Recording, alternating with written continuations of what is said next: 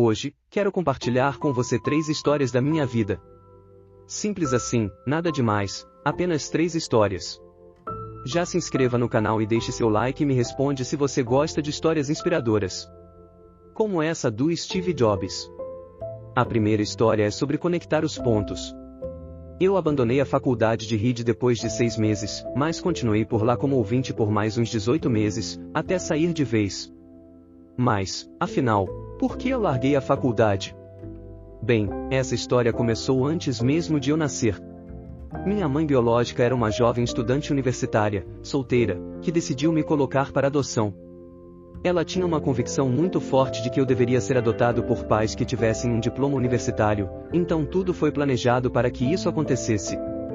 Fui adotado ao nascer por um advogado e sua esposa, mas, na última hora, eles mudaram de ideia, queriam uma menina.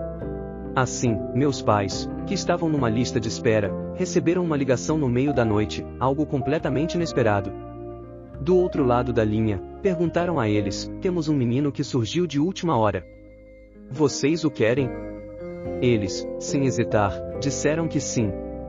Porém, algum tempo depois, minha mãe biológica descobriu que minha mãe adotiva não tinha concluído a faculdade e que meu pai adotivo não tinha terminado o ensino médio. Ao saber disso, ela se recusou a assinar os papéis finais da adoção.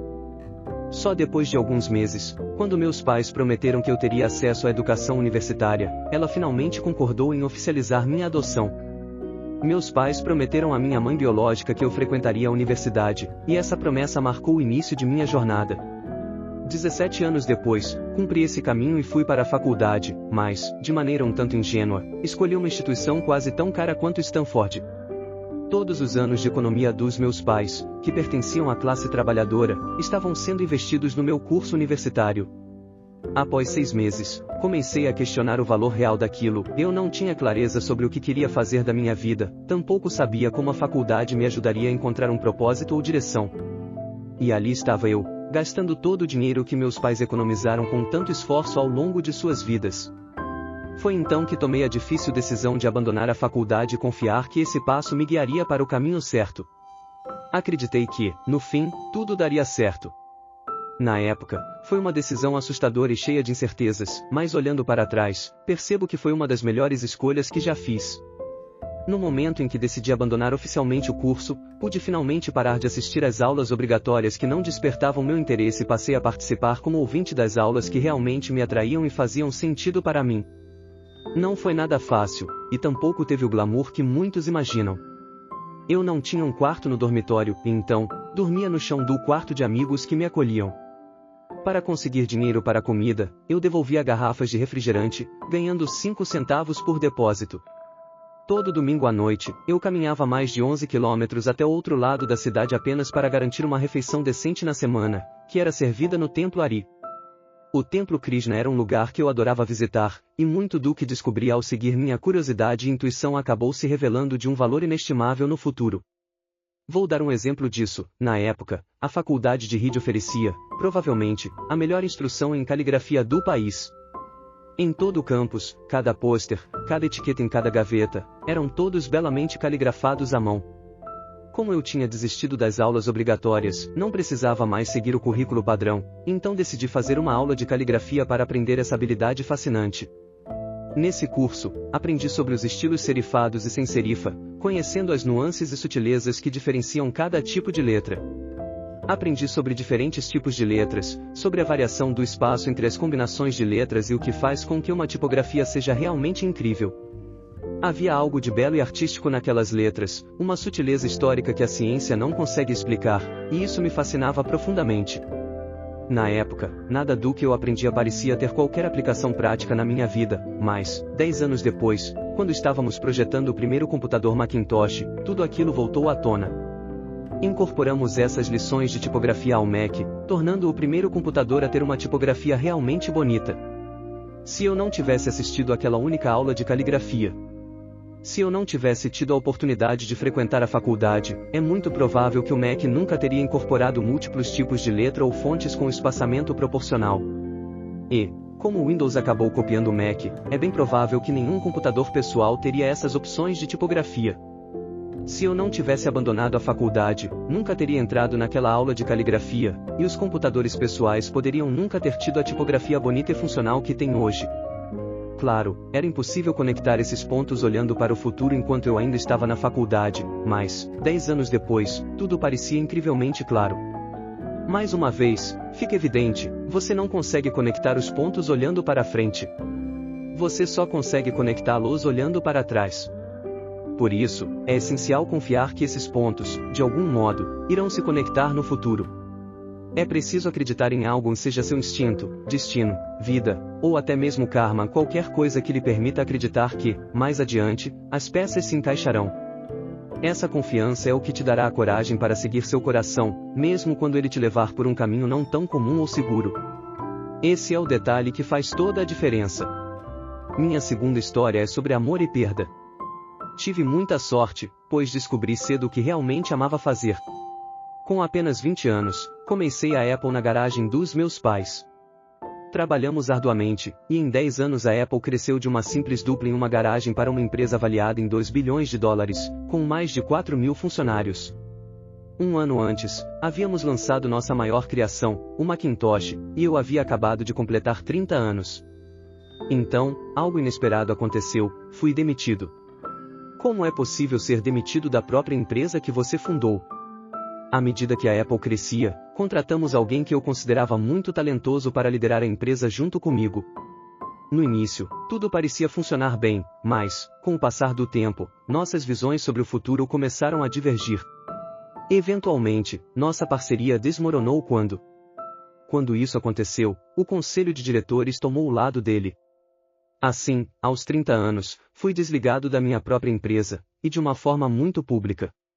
Aquilo que havia sido o centro e o propósito de toda a minha vida adulta desapareceu, e a sensação foi devastadora. Por vários meses, fiquei sem saber o que fazer, me sentindo completamente perdido. Parecia que eu tinha decepcionado toda uma geração de empreendedores, era como se eu tivesse deixado cair o bastão que eles estavam me passando. Nessa época, cheguei a procurar David Packard e Bob Noyce para tentar me desculpar por ter errado tão gravemente. Sentia-me um fracasso público e, em alguns momentos, considerei até mesmo fugir do Vale do Silício para deixar tudo para trás. Mas, aos poucos, algo começou a clarear em minha mente, eu ainda amava o que fazia. Os acontecimentos na Apple não haviam mudado isso nem um pouco. Embora tivesse sido rejeitado, o amor pelo meu trabalho permanecia intacto. Foi então que decidi recomeçar. Naquele momento, não conseguia enxergar completamente, mas ser demitido da Apple acabou sendo a melhor coisa que poderia ter me acontecido.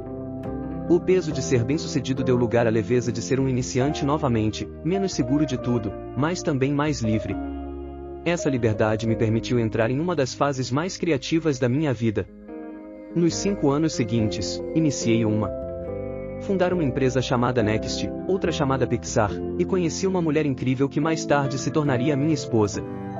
A Pixar seguiu em frente para criar o primeiro longa-metragem de animação totalmente feito por computador, Toy Story, e se consolidou como o estúdio de animação mais bem-sucedido do mundo.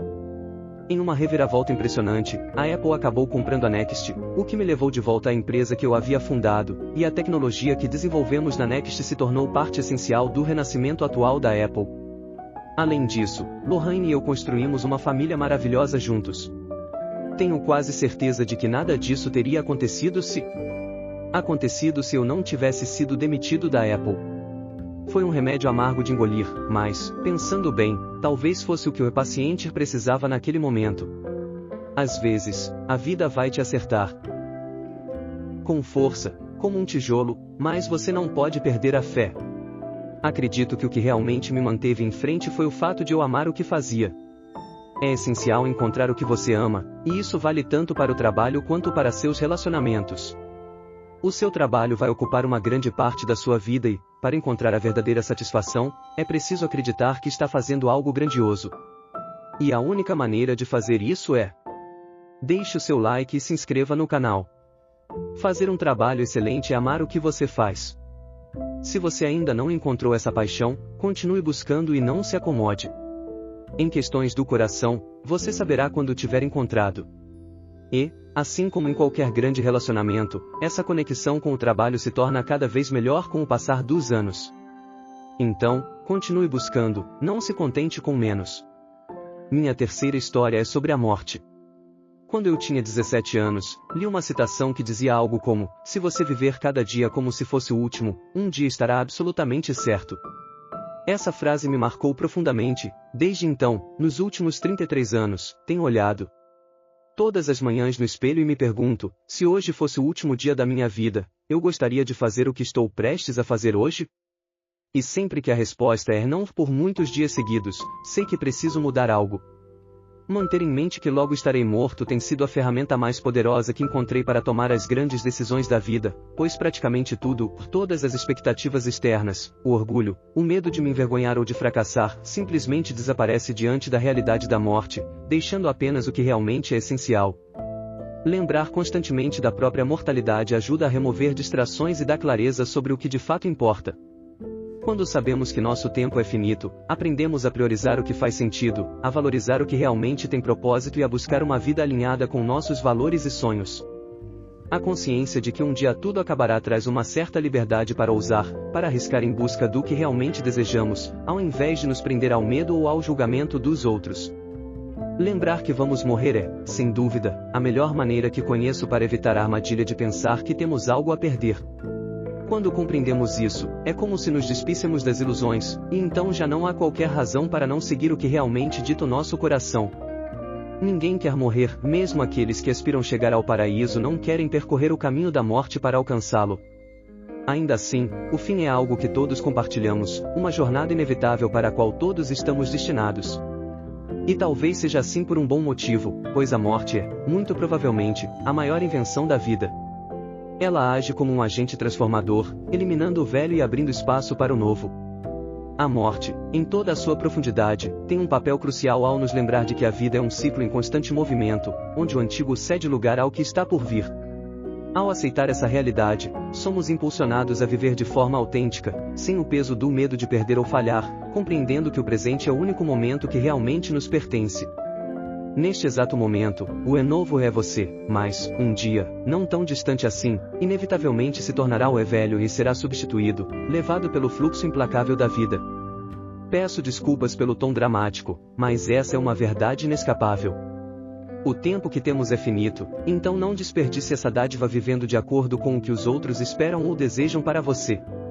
Não caia na armadilha das convenções, que muitas vezes significa viver com os resultados das ideias e crenças de outras pessoas. Não permita que o barulho das opiniões alheias sufoque a sua própria voz interior. Mais importante ainda, tenha coragem para seguir o que o seu coração e intuição lhe dizem. De algum modo misterioso, eles já sabem exatamente o que você realmente deseja.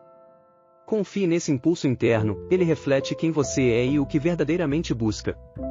Vivendo com autenticidade e ouvindo essa voz interior, você se aproxima da vida com propósito, construindo um caminho alinhado com a sua essência e deixando um legado que reflete a sua verdadeira jornada. No final das contas, tudo mais é secundário. Mantenha-se sempre em busca de novos desafios e aprendizagens, e não deixe que a sabedoria convencional o limite. Lembre-se, permaneça faminto, permaneça tolo. Cultivar uma curiosidade insaciável e a disposição de tentar, mesmo sem garantias, é o que nos leva a crescer e nos transformar. Cada experiência, seja um sucesso ou uma queda, molda o nosso caminho e nos aproxima de quem realmente somos. Convido você a curtir o vídeo e a se inscrever no canal para acompanhar mais histórias inspiradoras e transformadoras de grandes ícones que deixaram sua marca em nosso mundo. Aqui, exploramos os legados de pessoas que viveram intensamente e mudaram o curso da história, sempre buscando mais, sem medo de tentar algo novo.